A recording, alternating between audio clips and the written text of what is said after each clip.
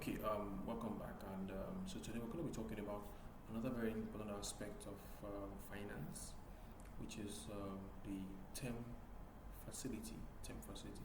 So there is a term facility, then there is a revolving credit facility. There's a term credit facility and the revolving credit facility. All of these things mean different things, right? But they are all credits advanced to companies and even individuals who need facilities and credits to run their businesses or whatever individual issues they have to run.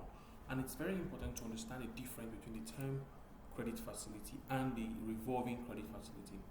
But first, let's talk about the term credit facility, otherwise known as the term loan.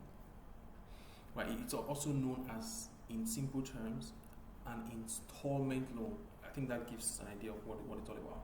So it's a loan that gives you a lump sum, gives a company, a borrower, a lump sum of money, as opposed to a line of credit.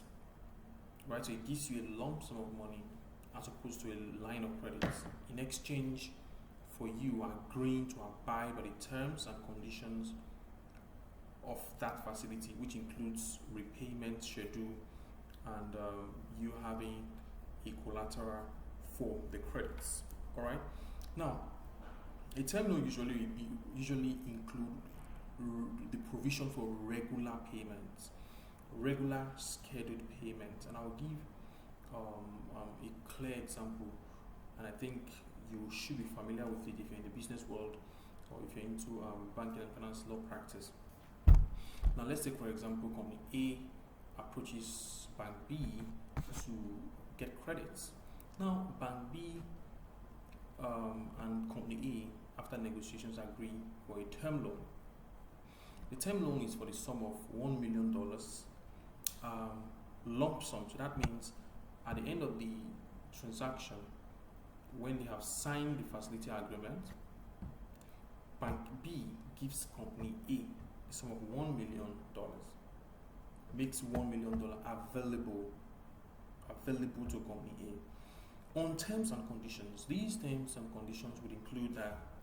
Now, take for example, every month, upon the disbursement, after the disbursement, every month, Company A pays Company B certain amount of money, liquidates the loan on a monthly basis. That's a term loan.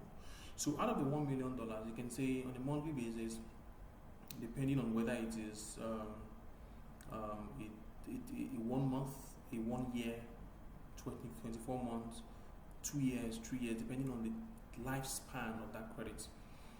So let's say it's a 12 months facility.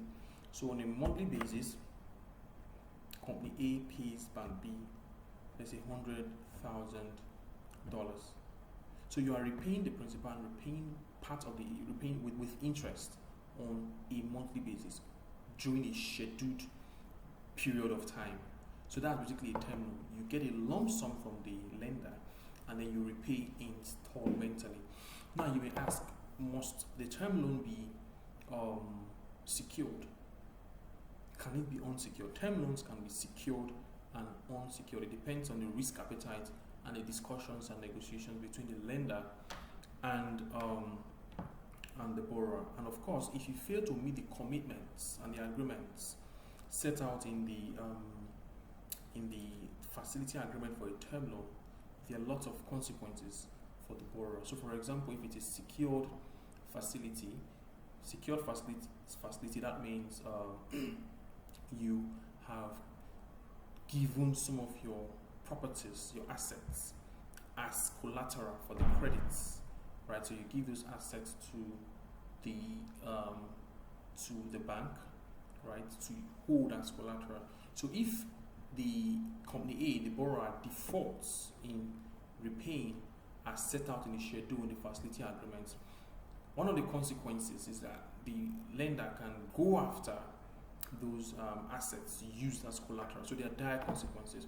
And of course, if it's an unsecured loan, where you get the money from the bank or from the lender, and no assets, physical asset is dropped, no charge is placed on the assets of the borrower, and all of those things, your company or the borrower can be reported to the credit bureau, and that soils the credit record of the borrower, and that means the borrower cannot access credits from any other regulated and registered financial institution, and that also means that the borrower can have the lender come after him, maybe by taking an action to recover the monies borrowed.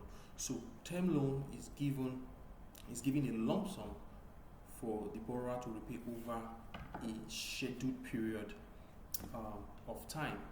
All right. So you can get a term loan for personal use, or such as student loan, as we see lots of students doing, people who go to study. A company can also approach a bank or a financial institution or a lender generally to access term loans. And of course, the agreements, the terms of the facility agreement will be based on the negotiation between both parties. So parties will have to negotiate the term loan rates and the repayment schedule. So the borrower will want a schedule that is convenient for him. The lender will want a schedule that will make him look safe or feel safe. Don't forget, the money being lent to the borrower are usually investors' funds, right? So you don't want to tie down for too long. So the period of repayment, the repayment period, if there's going to be a moratorium, if there's going to be a high interest rate, low interest rate, that will be based on the negotiation, and of course the prevailing regulatory provisions with regards to interest rate. So that's basically what a term loan is, right? Subsequently, we'll be discussing the other technicalities, the provisions in the term loan facility agreement, the specific clauses, but the boilerplate clauses, and some clauses that has to be imputed in a term loan facility agreement to protect the interests of whichever party you're representing in that transaction. Click on the subscribe button and subscribe, drop your comments, and let us have a question.